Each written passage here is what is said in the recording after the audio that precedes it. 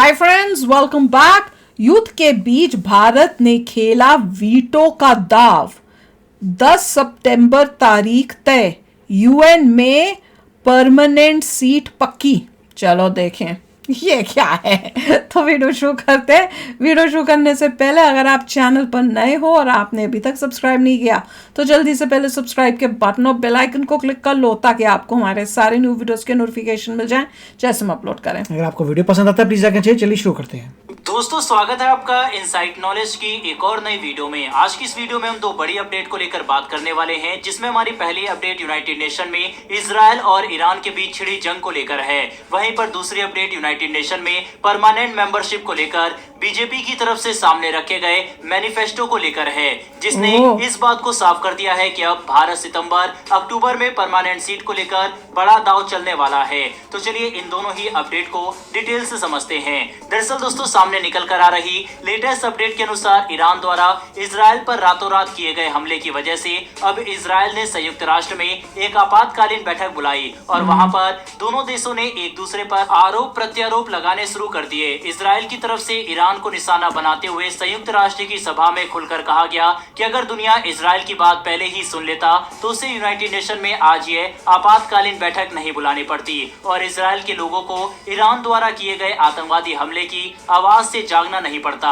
Israel ने कहा कि वह दुनिया को पहले भी कई बार ईरान की गतिविधियों को लेकर चेतावनी दे चुका है और ये बात किसी से छिपी नहीं है कि ईरान आतंकवाद को बढ़ावा देने के साथ ही टेरर फाइनेंसिंग और ट्रेनिंग में भी सम्मिलित है। लेकिन इन सभी बातों के बावजूद यूनाइटेड नेशन ने ईरान को रोकने के लिए कोई कदम नहीं उठाया और अभी तक ईरान के हमले को लेकर कोई बड़ा एक्शन या क्रिटिसिज्म भी देखने को नहीं मिला। कोई क्रिटिसाइज नहीं किया। जनक है। वहीं पर इजराइल के बाद ईरान ने भी काफी बड़े आरोप लगा दिए। ईरान की तरफ से कहा गया कि हर देश को अपनी रक्षा में शक्ति का इस्तेमाल करने का अधिकार है और ईरान इजराइल के खिलाफ इसी अधिकार का पालन कर रहा है। ईरान ने इजराइल पर कई बड़े आरोप लगाए और अपने हमले को जस्टिफाई किया, जिसकी वजह से यूनाइटेड नेशन में बुलाई गई आपातकालीन बैठक में इजराइल और ईरान के बीच जमकर हंगामा हुआ और पूरी दुनिया बैठकर ये सब कुछ देख रही थी। इसके अलावा ईरान ने सिर्फ इजराइल को ही नहीं बल्कि अमेरिका को भी टारगेट किया और अमेरिका पर इजराइल का समर्थन करने का आरोप लगाते हुए कहा कि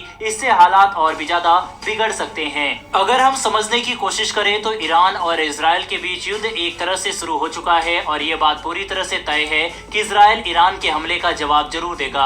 हालांकि ये बात भी काफी इंटरेस्टिंग है कि ईरान की तरफ से अचानक सैकड़ों मिसाइल और ड्रोन से हमला करने के बावजूद इजराइल के एयर डिफेंस सिस्टम ने 99% मिसाइल और ड्रोन को इंटरसेप्ट कर लिया था, जिससे ईरान जिस तरह का डैमेज करना चाहता था वह इजराइल को वैसा डैमेज नहीं कर पाया। जबकि कुछ दिनों पहले इजराइल ने सीरिया पर मौजूद ईरान के काउंसलेट पर हमला किया था, जिसमें ईरान के एक टॉप कमांडर और 7 उच्च सैन्य अधिकारियों की जान चली गई थी। ऊपर से इजराइल के पास अमेरिका का भी पूरा समर्थन है। तो ये कहना गलत नहीं होगा कि इजराइल के हमले में ईरान को काफी भारी नुकसान होने वाला है। बस ये देखना इंटरेस्टिंग होगा कि इजराइल ये हमला कब और कैसे करता है। बहरहाल बढ़ते हमारी दूसरी अपडेट की तरफ। तो दोस्तों, ये अपडेट भारत की तरफ से यूनाइटेड नेशन में परमानेंट मेंबरशिप और वीटो पावर को लेकर चले जाने वाले अब तक के सबसे बड़े दाव को लेकर है। दरअसल हम ये बात देख चुके हैं कि कैसे यूनाइटेड नेशन लगातार नाकाम रहा और अब इस संगठन की क्रेडिबिलिटी पर काफी बड़ा सवाल खड़े हो चुके हैं। यूनाइटेड नेशन रूस यूक्रेन युद्ध रोकने में नाकाम रहा।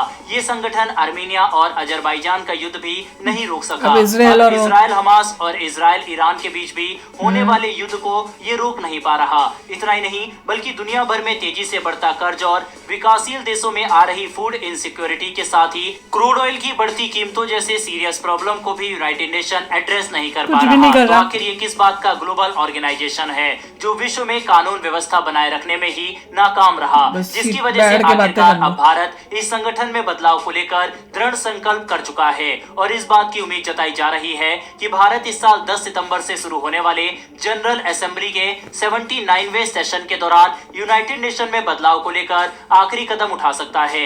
ये बात हम इतने आत्मविश्वास के साथ इसलिए कर पा रहे हैं क्योंकि भारत की रूलिंग पार्टी बीजेपी ने अपने इलेक्शन मैनिफेस्टो में साफ तौर पर मेंशन किया है कि यूनाइटेड नेशन में परमानेंट मेंबरशिप और वीटो पावर बीजेपी सरकार का लक्ष्य होगा। हमारे प्रधानमंत्री पहले भी ये बात साफ कर चुके हैं कि उनका अगला कार्यकाल भारत के लिए बहुत बड़े फैसले करने का होगा जो हमारे भविष्य को आने वाले कई दशकों के लिए निर्धारित कर सकता है। कुल मिलाकर समझने की कोशिश करें तो अब इस बात की आशंका काफी ज्यादा बढ़ चुकी है कि आने वाले कुछ ही महीनों में भारत यूनाइटेड नेशन में या तो परमानेंट मेंबर के तौर पर शामिल होगा या फिर हम इस संगठन से बाहर निकल सकते हैं। खैर, आपको क्या लगता है कि क्या इस साल यूनाइटेड नेशन में कोई बड़ा बदलाव हो सकता है या फिर अभी इसमें काफी टाइम लगने वाला है? इस पर अपनी राय कमेंट बॉक्स में लिखकर बताइएगा।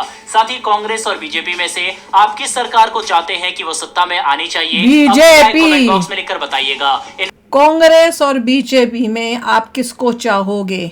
वो पार्टी जो कितने सालों तक रही और उसने कभी वीटो पावर लेने का सोचा तक नहीं। मैं तो अभी का बस खाली बता रही हूँ, और बहुत बड़ी चीजें हैं कि वो पार्टी वो जब से आई है बीजेपी वो बार बार कोशिश कर रही है कि हमें वीटो पावर चाहिए और अब उनका एम है इस बारी की अब तो लेके रहनी ही रहनी है। भैया बताओ किसको करोगे? फिर आ जाएंगे कोई कांग्रेस के लिए भैया आ जाओ। देखिए, मुझे लग रहा है कि बीजेपी ने कुछ सोच रखा है कि किस तरीके से शायद वो फोर्स कर सकते हैं यूएन को। ये देखना बाकी है नहीं। और साथ में मुझे तो अभी हमने जो किया है ना, मोदी जी की जो इंटरव्यू हुई है उसमें भी मोदी जी ने हिंट दी है कि बड़ा मैंने काफी कुछ सोचा हुआ है, कुछ करना है हमने ये। तो जब जो इंटरव्यू ले रही थी उन्होंने बोला कि आप वो ये बोल रहे हो पर बताओ तो कुछ एक या दो तो बताओ क्या है। ये भी उसी टाइम जैसे इन्होंने बोला तभी वो इंटरव्यू वाली ने भी वही पूछा और मोदी जी ने कुछ बोला था कि भैया अभी मैं कुछ नहीं बता सकता, उससे पंगे हो सकते हैं काइंड ऑफ।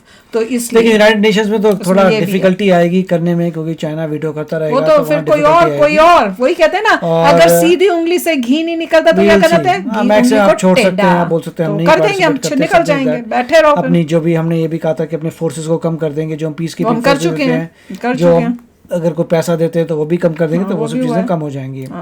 नहीं, अब तो सीरियस हो गए हैं। मगर इजराइल के लिए वाकई ये बहुत ही टफ टाइम है। उनको डिसाइड करना है कि वो किस तरीके से अटैक करेंगे नहीं करेंगे। अगर करते हैं तो पूरे वर्ल्ड में प्रॉब्लम्स आएंगी, नहीं करते तो उनको लगता है कि ऐसा लगेगा कि वो कमजोर है। वो पहले बोल चुके हैं यूएन में कि हमारा अब धर्म बनता है, तुम पे अटैक किया तो मैं डिफेंड। क्यों ईरान खुद बोल रहा है कि भैया अगर तुम हम पे अटैक करोगे तो हम तुम पे अटैक करेंगे। तो अब तुमने इजराइल पे अटैक किया तो उनका भी हक बनता है कि वो तुम पे वापस अटैक करें। वो खुद ही ईरान बोल रहा है। ईरान तो ये कह रहा है कि हमने रिस्पॉन्ड किया, जो तुमने हमारी एम्बेसी को मारा था उसका। और क्यों मारा था? क्योंकि तुम टेररिज्म को फंड करो, वहीं पे तुम्हारे ये जो जनरल बैठे हुए थे वही ये सब कर रहे हैं।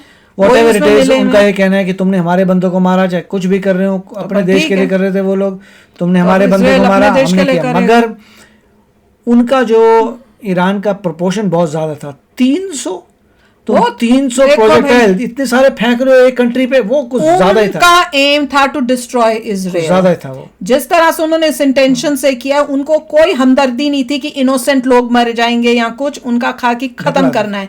ये तो इजराइल जो है वो इतना ताकतवर था। सोचो अगर उनके पास डिफेंस सिस्टम इतना अच्छा नहीं होता तो क्या हो गया होता इजराइल का। और फिर सारी दुनिया बोल रही है कि वर्ल्ड पीस के लिए इजराइल को समझा रही है कि तुम मत करो हैं।